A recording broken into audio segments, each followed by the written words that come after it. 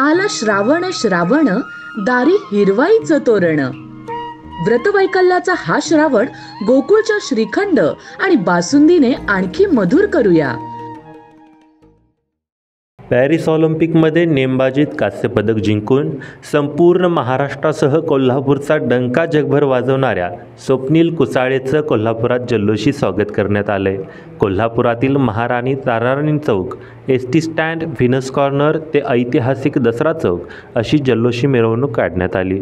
ढोलताशा लेझिमच्या गजरात ही जल्लोषी मिरवणूक काढण्यात आली आहे. कोल्हापुरात 2 दिवसापासूनच स्वप्नील कुसाळेच्या स्वागताचे फलक शहरात ठिकठिकाणी झळकत होते. प्रशासनाच्या वतीनं आपल्या या चॅम्पियनच्या स्वागताची जय्यत तयारी करण्यात आली होती. यावेळी स्वप्नील कुसाळेवर प्रशासनाच्या वतीनं हेलिकॉप्टरमधून पुष्पवृष्टी करण्यात आली. खुल्या जीपमधून वाजत गाजत स्वप्नीलची मिरवणूक दसरा चौकात पोहोचली. सजवलेल्या घोड्यावरून पारंपरिक वेशभूषा परिधान केलेल्या महिला, शालेय विद्यार्थी यावेळी कोल्हापूरच्या वाघाचं स्वागत करण्यासाठी एकत्र जमले होते.